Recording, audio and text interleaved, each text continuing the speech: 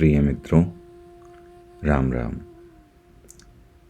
आज महाराज जी की जो चमत्कारी घटना हम आपके समक्ष लेकर प्रस्तुत हुए हैं, उसमें स्पष्ट रूप से बाबा की सादगी, सहज स्वभाव, विनम्रता और असीम शक्ति की झलक देखने को मिलती है। इसके अतिरिक्त इस प्रसंग से ये भी पता चलता है कि बाबा का नाम बाबा लक्ष्मण दास से नीम करौली बाबा कैसे पड़ा।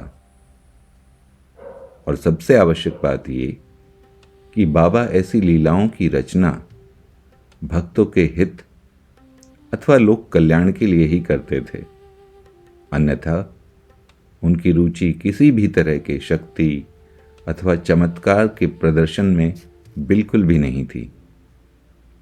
आइए अब बिना विलंब किए उस प्रसंग की ओर बढ़ते हैं। सन 1960 के आसपास की बात है। वे उनकी साधारण वेशभूषा में धोती पहने, कंबल ओढ़े और हमेशा की तरह अधरों पर एक नवजात शिशु जैसी मासूम सी मुस्कान लिए एक ट्रेन के प्रथम श्रेणी के डब्बे में यात्रा कर रहे थे।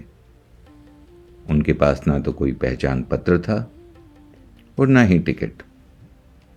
वस्त्रों में जेब का कोई स्थान नहीं और ऊपर से ना किसी तरह के केसरिया रंग में रंगे हुए।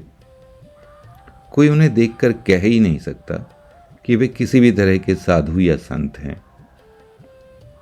यहां पर मुझे बाबा की विनय चालीसा की वो पंक्तियां याद आती हैं जो कहती हैं, वेश वस्त्र है सादा ऐसे, जाने नहीं को साधु जैसे।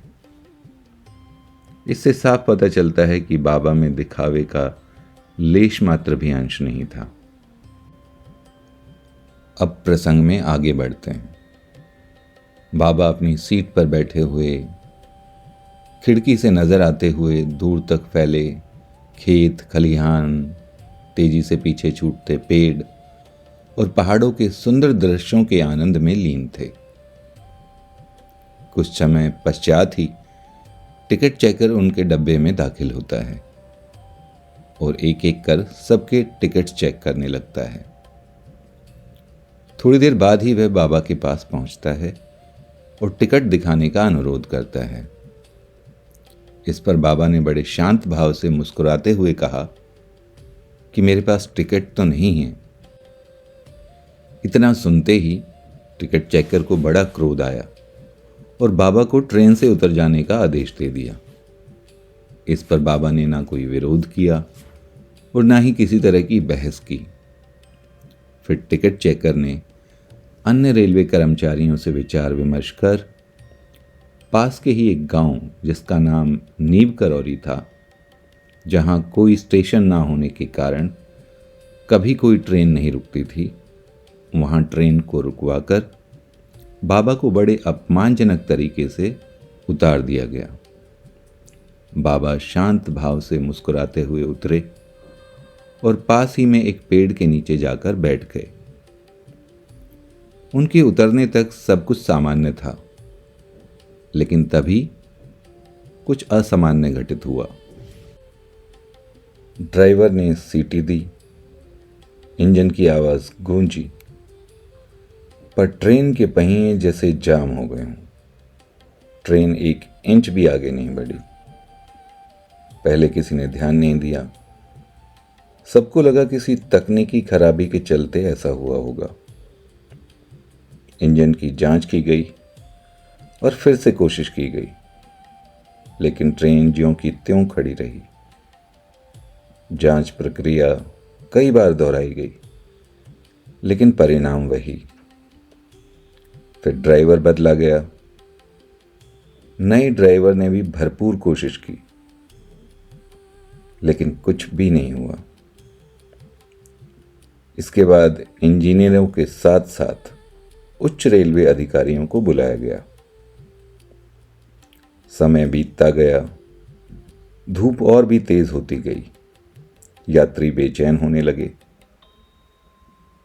सभी रेलवे कर्मचारी हैरान थे और हर कोशिश करके थक चुके थे। उनकी समझ कुछ भी नहीं आ रहा था। इसी दौरान गांव के कुछ लोग भी वहां आ पहुंचे और पूरा घटनाक्रम जानने के बाद उनमें से एक वृद्ध व्यक्ति ने कहा कि आपने जिस यात्री को ट्रेन से उतारा है वह कोई साधारण व्यक्ति नहीं है, बल्कि एक बड़े संत हैं। जब तक आप उनसे क्षमा नहीं मांगेंगे ट्रेन आगे नहीं बढ़ पाएगी। ये बात रेलवे कर्मचारी और अधिकारियों के तर्क से परे थी, लेकिन पहले ही काफी देर हो चुकी थी। या तो वे अपने तर्क और अहंकार की बात सुनते या फिर उस वृद्ध व्यक्ति की। और कोई उपाय नहीं होने के कारण कुछ देर सोचने के बाद उन्हें वृद्ध व्यक्ति की बात मानना ही उचित लगा और वे अपना अहंकार त्याग कर विनम्रता से बाबा जहां पेड़ के नीचे बैठे थे उस ओर बढ़े। वहां पहुंचकर सबने हाथ जोड़कर बाबा से कहा, महाराज कृपया हमें क्षमा करें और वापस ट्रेन में बैठ जाएं।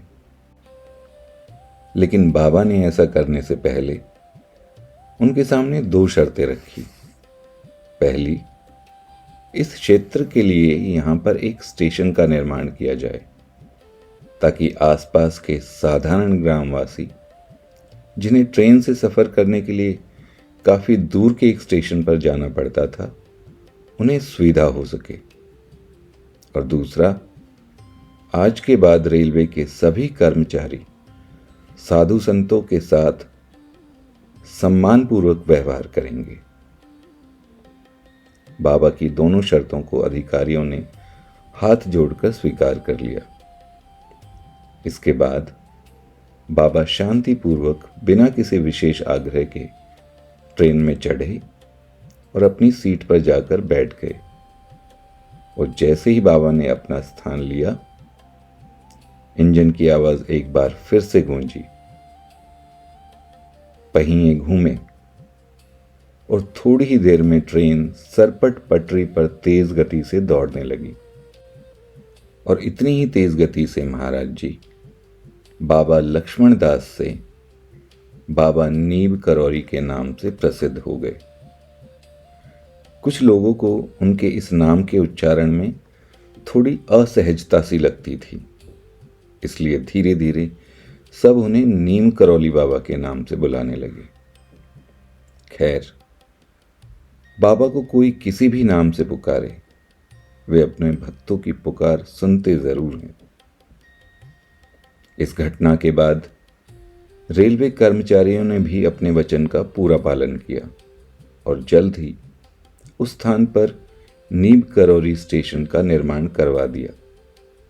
और आज भी सभी रेलवे कर्मचारी ट्रेन में यात्रा कर रहे साधु संतों को सम्मान की दृष्टि से ही देखते हैं।